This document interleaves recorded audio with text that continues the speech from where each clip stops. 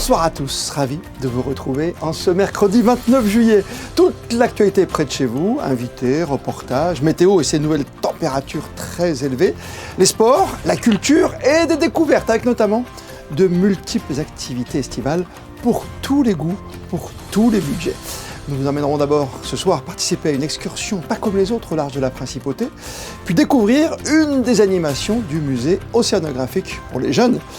Et puis au rang des activités proposées dans le cadre du Passeport Culture cet été à Monaco, nous nous intéresserons à l'univers du jet ski.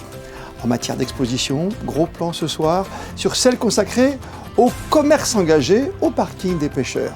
Nous prendrons ensuite des nouvelles de la jeune pilote monégasque Leila Crovetto en plein Tour de France aérien au-dessus de la France en ce moment. Et puis un an après, son lancement, le site des Archives nationales de la Principauté vient de dépasser le cap des 15 000 visites.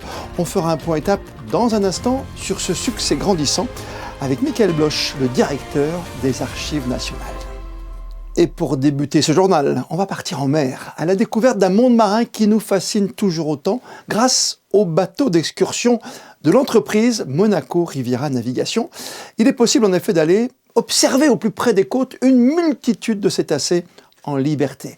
L'expédition au cœur du sanctuaire Pélagos dure toute une matinée en espérant avoir la chance de rencontrer dauphins, baleines ou tortues de mer.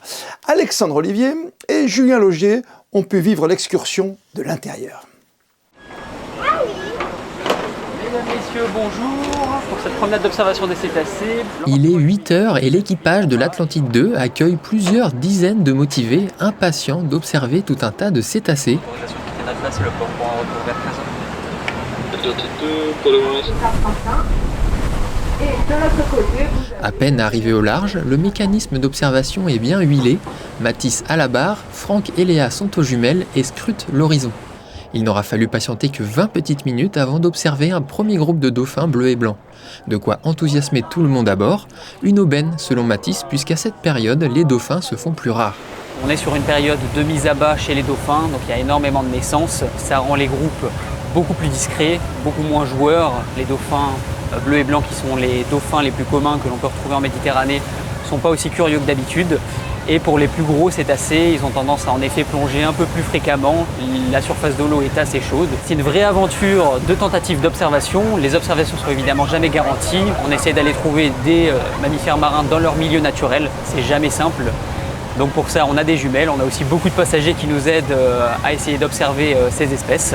L'objectif pour l'équipage n'est pas seulement de montrer des cétacés, mais aussi de sensibiliser tout le monde à bord sur la préservation de la faune marine. Il ne faut pas oublier que c'est nous qui sommes dans leur milieu. C'est à eux de vouloir bien sûr. On a un rôle de sensibilisation. Il faut bien faire comprendre aux gens qu'on n'est pas à Marineland. On est dans un milieu ouvert, dans un espace ouvert, au sein d'un sanctuaire, dans une aire marine protégée. Donc les cétacés peuvent s'y déplacer librement. Et aussi, on ne peut pas se comporter n'importe comment avec eux. On a une approche bien précise à suivre. Des distances d'observation et bien sûr des durées d'observation qui sont bien évidemment limitées. Donc on ne dérange pas le cétacé, on se contente simplement de l'observer et d'essayer de le comprendre pour ne pas le déranger. L'incertitude de l'observation s'est fait ressentir sur le bateau. Il a fallu attendre plus de 2 heures avant le Graal, un banc d'une trentaine de dauphins. Avec son savoir-faire, Mathis parvient à jouer avec eux. Les dauphins s'amusent avec les vagues créées par le bateau. Un spectacle inattendu qui a ravi petits et grands. C'est la première fois qu'on en voit, donc c'est chouette, c'est vraiment sympa de les voir évoluer dans leur milieu naturel. C'est vraiment bien, c'est vraiment beau à voir. On en a vu un ici, tout proche, sous l'eau, et là il a sauté. C'est impressionnant. Ouais. Ils sont passés sous le bateau et on les a vus de très près, c'était magnifique. Alors c'est vraiment un rêve d'enfant, hein. Pourtant c'est que des dauphins, mais j'adore, mes petits-enfants aussi. Voilà, je suis ravie. Sur le chemin du retour, 2 cachalots nous gratifient de leur majestueuse présence, de quoi terminer la matinée avec des souvenirs plein la tête. On continue d'aller à la découverte des différentes activités proposées par le Passeport Culture cet été, ce format qui permet aux 14-25 ans de participer à différents loisirs en Principauté. Au programme, du sport, des activités artistiques ou encore de la musique. Aujourd'hui, on vous emmène faire du jet ski avec Alban Jean-Jambe et Thomas Deus. Cheveux au vent et sensation de liberté sur l'eau, Alexandre et Kezia sont initiés au pilotage du jet ski avec la principauté en toile de fond. C'est incroyable quand on va sur les vagues ou autres et d'aller à toute vitesse. C'est la liberté dans l'eau qu'on a et la vitesse parce qu'on peut aller à grande vitesse et ça s'amuser. Baptême ou initiation au pilotage pour les plus grands, mais avant de sortir en mer, on prend le temps de faire le point sur les notions de sécurité, le langage maritime et les bonnes conduites en mer. On regarde autour de nous, on peut aussi s'arrêter pour récupérer des bouteilles d'eau qui flottent ou d'éventuels déchets parce que on est des pratiquants raisonnés et responsables. D'accord ? On est parti ? Allez, c'est bon. Dès qu'on a passé la sortie du port, la tête se vide instantanément. Voilà, on oublie tous les soucis et c'est instantané. C'est dès qu'on met les gaz, on va dire, la tête se vide. Ils sortent, on va dire, le sourire aux lèvres, hâte de revenir. En gros, c'est ça, parce que la première fois, c'est toujours un peu la sensation, c'est pas la même. La deuxième, c'est là où c'est le meilleur. Ils reviennent chaque fois. Et au mois de septembre, le Roca Jet Club de Monaco proposera des initiations de jet à bras pour les plus téméraires.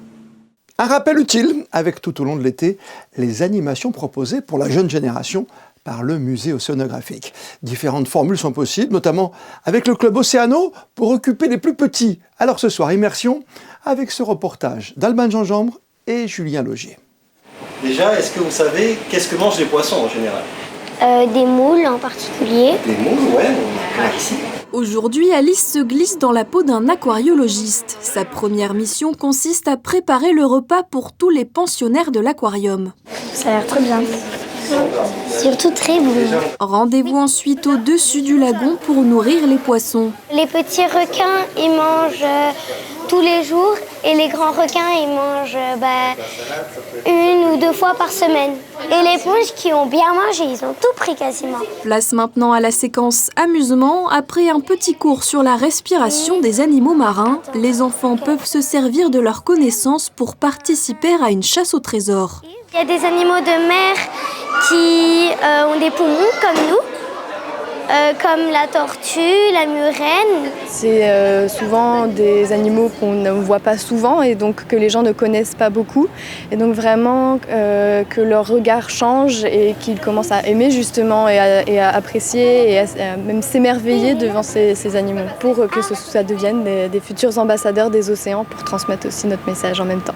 Et pour une immersion encore plus profonde en mer Méditerranée, l'Institut océanographique propose une nouvelle plongée en réalité virtuelle, de quoi finir sa visite en beauté.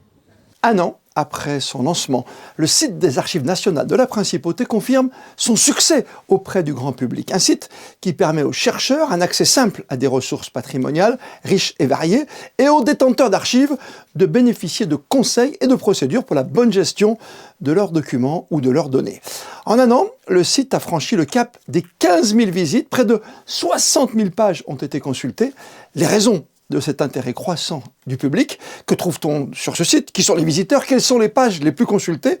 Pour aller plus loin ce soir, notre invité, Michael Bloch, il est le directeur des Archives nationales. Entretien réalisé par Sarah Nkari.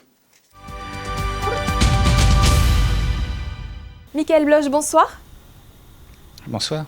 Merci d'avoir répondu favorablement à notre invitation pour tirer un premier bilan du site des Archives nationales, un an après son lancement. Quel était le but premier ? Alors, l'objectif premier était de pouvoir lancer le site internet lors de l'inauguration des Archives nationales, le 16 juin dernier, en 2025, et de pouvoir diffuser sur ce site internet des milliers de documents d'archives numérisés à l'attention des historiens, amateurs ou professionnels, des généalogistes, des curieux d'histoire, de patrimoine de la Principauté de Monaco. C'est un site qui se veut le plus clair possible, pédagogique, et pour diffuser des documents sur l'histoire, notamment contemporaine de la Principauté, au plus grand nombre, bien au-delà de Monaco. Et quel type de documents on peut y retrouver? Est-ce que vous pouvez nous citer quelques exemples? Oui, bien sûr. Alors, l'un des fonds qui a le plus de succès sur ce site, ce sont les registres de demande de passeport des monégasques entre 1917 et 1931. Donc, c'est un excellent complément à l'état civil communal qui est par ailleurs en ligne sur le site de la mairie et vers lequel notre site pointe. Dans ces registres de demande de passeport, nous trouvons notamment pour chaque monégasque une photographie. Et donc, c'est un formidable réservoir de visages sur plusieurs décennies. Nous y trouvons des milliers de photographies de monégasques sur le temps long. Et par ailleurs, sur le site internet, les photos d'urbanisme que nous avons diffusées ont également beaucoup de succès. Et au-delà des archives numérisées mises en ligne, donc pour l'instant à peu près 30 000 images, nous diffusons une centaine d'inventaires d'archives, dont près d'un tiers d'inventaires d'archives du Fonds patrimonial de la Médiathèque Caroline, qui concerne entre autres les archives communales, dont une partie est déposée aux archives nationales, donc les registres paroissiaux, entre autres choses. Et puis, nous diffusons des contenus éditoriaux très variés, notamment des expos virtuelles. Il y aura la dernière sur les 50 ans de l'accord Ramage à l'automne prochain. Et puis, des dossiers thématiques divers, des documents du moment en lien avec l'actualité, souvent, par exemple l'automobile, la venue du pape à la fin de l'hiver dernier, ou encore les commémorations du mariage princier de 1956 en coordination avec les archives du Palais. Et la plateforme comptabilise déjà plus de 15 000 visites, près de 60 000 pages ont été consultées. Qu'est-ce qui explique d'après vous ce succès ? Effectivement, c'est un bilan positif pour une première année et qui va sans doute s'accroître ces prochaines années avec la communication autour de ce très bel outil de valorisation. Cet engouement, il est dû à la généalogie, notamment. Plus d'une recherche sur deux sur le site internet concerne des noms de personnes. Donc c'est un engouement classique depuis des décennies en Europe de l'Ouest. Et donc les généalogistes amateurs, notamment, c'est parfois professionnels également, font énormément de recherches sur les sites internet d'archives, qu'ils soient nationales, départementales, et c'est le cas naturellement en principauté comme ailleurs. Et le reste des recherches concerne énormément de recherches en histoire de l'architecture, de l'urbanisme, en histoire de l'art, et ensuite tout type de sujets en fonction des sujets de mémoire, de thèse qu'ont pu retenir les étudiants de master ou de doctorat, ou les érudits locaux, et encore d'autres publics. Une dernière question, quel développement pourrait-on imaginer pour les années à venir ? Alors pour les années à venir, nous avons programmé plusieurs mises en ligne, notamment de fonds numérisés assez conséquents, donc plusieurs milliers d'images supplémentaires. D'ici la fin de l'année, nous devrions mettre en ligne les registres de dépôt de marques de fabrique, mais aussi un fonds très intéressant sur le premier terre-plein de Fontvieille, donc du temps d'Albert Ier, à partir de documents versés par la direction des travaux publics il y a un certain temps aux archives nationales. Et par ailleurs, nous allons dans les 12 mois à venir mettre en ligne de nouvelles expositions virtuelles et puis naturellement au fil de l'eau tous les mois ou 2 mois des nouveaux documents du moment, des nouveaux dossiers thématiques en lien ou pas avec l'actualité, et en août et au début de l'automne nous valoriserons par ce biais des documents d'archives déposés aux archives nationales par le Conseil national et la commune entre autres choses. Voilà, donc ce site s'adresse au grand public, mais pas que. Est-ce que tout le monde peut y déposer ses archives ?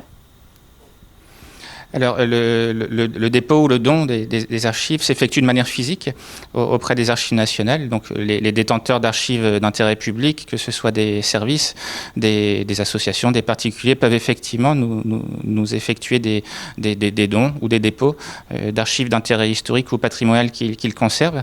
Mais ça ne se fait pas par le biais du site Internet. En revanche, sur le site Internet, il y a une rubrique qui s'appelle « Gérer mes archives », qui a l'attention des professionnels des archives, du secteur public et du secteur privé, mais aussi de tout type de détenteurs d'archives, associations, particuliers ou autres. Et on y trouve des procédures, des modèles de documents, une synthèse de la réglementation en matière d'archives, des fiches pratiques sur l'aménagement de locaux, le dépoussiérage, la restauration de documents, etc. Donc c'est une rubrique très précieuse sur le site pour toutes les entités, les particuliers qui souhaitent améliorer la bonne gestion des archives qu'ils peuvent conserver. Un contenu particulièrement utile. Merci beaucoup, Michael Bloch, pour toutes ces précisions. Merci beaucoup. Autre chiffre, 30 000. 30 000, c'est le nombre de visiteurs qui ont déjà pu découvrir depuis le 1er juillet l'exposition phare de l'été au Grimaldi Forum, Monaco et l'automobile de 1893 à nos jours, une exposition qui fermera ses portes le 6 septembre prochain. À l'occasion des 10 ans du label Commerce engagé, la direction de l'environnement propose tout l'été une exposition à la Galerie des Pêcheurs. Plus d'explications dans ce reportage de Frédéric Elion sur des images d'Hugo Comazin. C'est une belle aventure qui dure depuis une décennie. En 2016, la direction de l'environnement crée le label Commerce engagé afin d'accompagner les commerces de proximité dans l'adoption de pratiques durables. Depuis le 30 juin, la Galerie des Pêcheurs accueille une exposition qui retrace les 10 ans de l'action du gouvernement en matière de politique de réduction des plastiques. On cherchait avec l'équipe à trouver quelque chose de sympa pour mettre en valeur à la fois les actions qui ont été mises en place par le gouvernement princier, mais aussi par les commerces, les restaurants engagés et puis la population aussi qui participe à l'éco-responsabilité de la principauté et à la réduction du plastique à usage unique. Et du coup, on a fait une rétrospective de tout ce qui a été mis en place au fil des années. Ça a commencé en 2014 lorsque le projet est né. Il y a beaucoup de réglementations qui sont sorties avec des interdictions et c'est assez compliqué de se retrouver et surtout le but c'est de trouver des substitutions qui sont meilleures que ce qu'on veut obtenir. La direction de l'environnement accompagne au travers d'un label les commerçants de la principauté et les restaurateurs pour justement donner des fiches techniques, leur expliquer et surtout les encourager à continuer dans ces démarches vertueuses. Cette exposition montre que beaucoup de choses ont été faites depuis le début de l'aventure, depuis les premières mesures avec la suppression des sacs en plastique, jusqu'à aujourd'hui où en septembre, une nouvelle réglementation entrera en vigueur, avec notamment l'obligation de ne plus utiliser de plastique pour les ventes à emporter.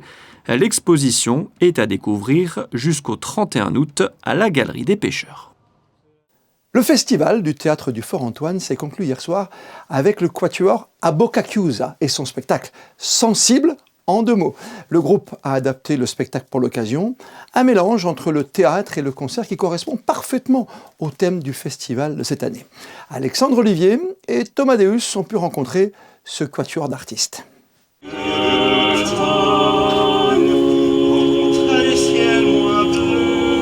Dans une petite gare perdue, 4 individus se croisent, chacun avec une raison d'être là, attendant un train qui pourrait ne jamais arriver.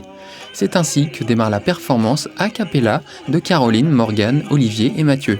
Le spectacle est un voyage à travers les chansons françaises des années 40 jusqu'à aujourd'hui. Sur le fond comme sur la forme, le quatuor se démarque de ce que l'on a l'habitude de voir sur scène. Il faut savoir, avec ce quatuor, ça reste quelque chose d'important pour moi, c'est qu'on ne rentre pas dans des cases. Et je crois qu'on a toujours un peu refusé les étiquettes parce qu'on n'a jamais réussi à s'en coller sur le front. Déjà par rapport à la musique, on ne savait pas trop si on était classique ou plutôt pop. Ça a été un peu les deux au début, après beaucoup plus chansons françaises. Et là, le spectacle, on reste toujours sur une forme un peu hybride où on a envie d'explorer tout ce qui est un peu en rapport avec la voix, donc que ce soit la voix chantée ou la voix parlée. Le spectacle s'articule donc en plusieurs parties, reliées ensemble par un récit qui avance tout au long de la représentation. Cela permet au public de vivre différemment des musiques qu'ils connaissent bien. Grâce à notre metteur en scène, ici présente Ariane Sartel, on a essayé de trouver un lien, une façon de prolonger le sens et de l'exagérer et de le transmettre davantage par la mise en scène et par le texte. Il y a un peu une sorte de fil rouge. On voulait, comme l'a dit Olivier, que les chansons soient pas seulement des moments de pause où on écoute la musique et on profite, mais aussi des moments de récit, enfin des moments où il se passe quelque chose, où on raconte une histoire. Et qu'en fait, les 4 personnages, que sont les 4 personnes du quatuor, racontent une sorte d'histoire qu'on devine un peu à travers la façon dont les chansons sont agencées, dont les textes font des liens entre les chansons. Et tout ça, c'est plein d'histoires possibles que le public après peut s'imaginer et peut prolonger dans sa tête. Un spectacle avec beaucoup de profondeur qui traite de sujets qui concernent tout le monde. On a eu aussi envie, là, avec ce programme, de proposer des pièces qui peuvent être plus engagées, pas seulement légères et amusantes, mais aussi plus profondes. On avait envie d'ajouter aussi un peu du contexte actuel. L'objectif de l'édition 2026 du Festival du Théâtre du Fort-Antoine était de favoriser les passerelles entre les différentes formes d'art, contrat rempli avec le spectacle sensible qui a brillamment conclu cette dernière soirée sous les étoiles. Tout là-haut, le tour aérien des jeunes pilotes, parti de Lille le 18 juillet, entame sa dernière partie de course dans le sud de la France. Une expérience unique, très prisée des futurs pilotes, à l'image de notre jeune monégasque Leila Crovetto, 19 ans, qui est avec nous ce soir. Bonsoir à vous. Et bonsoir. Vous êtes en plein Tour de France des jeunes pilotes, c'est un régal. Vous en rêviez de cette expérience en tout cas. Et oui, depuis mes 15 ans. Racontez-moi comment ça se passe une journée de compétition comme aujourd'hui. Eh bien, le tour, c'est très très riche en expérience. Les journées sont très chargées, tout est très timé. Donc, il n'y a vraiment pas eu beaucoup de temps pour respirer depuis le départ de Lille. Il y a une semaine et des poussières maintenant. Mais habituellement, les journées commencent par un briefing le matin où on nous déroule les activités qu'on va faire cette journée-là. Donc, souvent, les journées, en fait, on a des journées portes ouvertes où on accueille le public pour remplir notre mission d'être ambassadeur de l'aviation légère et sportive. Donc ça rythme vraiment nos journées. Donc on a le briefing le matin, la préparation des journées portes ouvertes. Les journées portes ouvertes commencent ensuite vers midi. Et ça dure jusqu'à 18h. Vers 18h, on termine la JPO.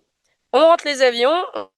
On a un brief du coup en fin de journée pour débriefer sur la journée et ensuite sur ce qui nous attend le lendemain. Donc souvent en fait on arrive sur une étape et ensuite on a une journée de journée portes ouvertes et on repart le lendemain. Donc souvent le briefing du soir en fait c'est pour préparer la navigation du lendemain qui nous attend pour rejoindre la prochaine étape. Donc c'est parti, la première étape de Lille, Marc, c'était le 18 juillet, ça va se finir début août, le 2 août. Il y a un vrai classement quand même, il y a une vraie compétition entre garçons et filles, entre jeunes pilotes? Oui, bien sûr. Alors, il y a un classement puisque c'est quand même un événement qui est sportif. Après, la plupart des participants, on n'est pas là pour justement être dans une ambiance compétitive. On est plus là pour profiter de cette expérience, gagner en compétences et juste vraiment profiter de cette expérience qui est absolument exceptionnelle. On vous suit, Leila Crovetto, jusqu'au bout, jusqu'au 2 août évidemment, dans ces épreuves. Vous êtes entre Mâcon, Salon de Provence, vous revenez dans le sud un petit peu? Oui, alors là, j'ai la chance d'être dans le sud de la France. Actuellement, je me trouve sur la base aérienne 701 de Salon de Provence, à l'école de l'air, là où sont formés les futurs officiers pilotes. Et j'ai beaucoup de chance d'être là. Partage d'expérience, on l'a bien compris, pour ce tour aérien des jeunes pilotes dont vous faites partie, 45 concurrents. On vous souhaite le meilleur d'ici la fin. Bon vol. Merci. Terminons ce journal par un clin d'œil mode. Dimanche, les arènes de Fréjus accueillaient l'élection de Miss Côte d'Azur 2026. Pour sa dernière apparition officielle en tant que Miss Côte d'Azur 2025, Luna Maiolino portait une tenue confectionnée par AMC Haute Couture, une maison installée ici à Monaco. Le reportage de Frédéric Elion sur des images de Marie-FB. Elle a vécu une année mémorable. Dimanche soir, devant près de 4000 personnes, Luna Maiolino a rendu sa couronne de Miss Côte d'Azur 2025 aux arènes de Fréjus à l'occasion de l'élection de celle qui allait lui succéder.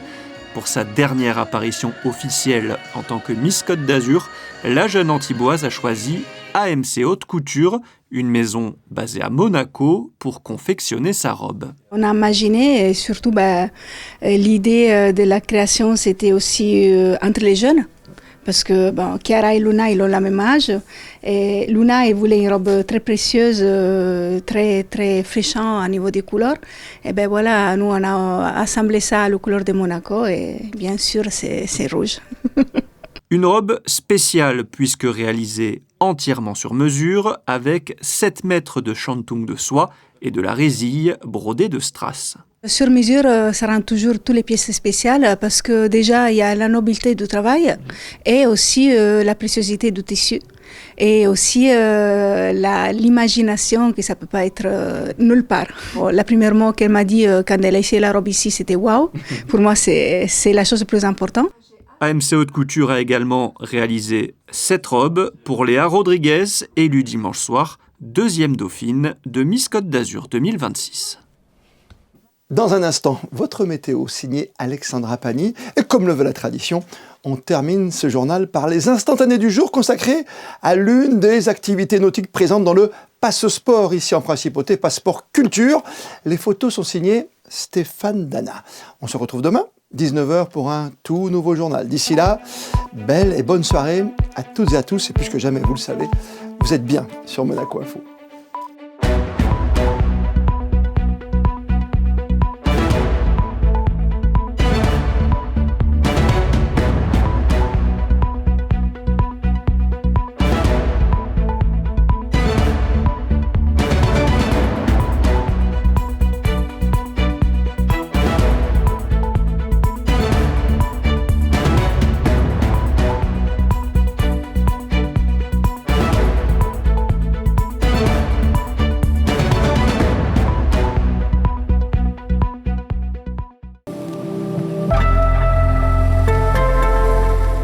Bonsoir à toutes et à tous, je suis ravie de vous retrouver pour les prévisions météo de ce jeudi 30 juillet.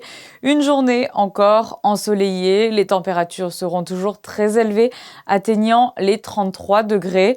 Nous vous invitons à la plus grande vigilance en cette période de forte chaleur, en particulier envers les personnes les plus vulnérables. Il est nécessaire de limiter l'exposition prolongée à la chaleur, éviter les activités physiques aux heures les plus chaudes et de bien s'hydrater. La température de l'eau affiche 26 degrés. L'ensoleillement est élevé avec un index UV de 8. Le soleil se lèvera à 6h15 et se couchera à 20h57. Ce 30 juillet, nous souhaiterons une bonne fête aux Juliettes. Passez une belle soirée en notre compagnie sur Monaco Info.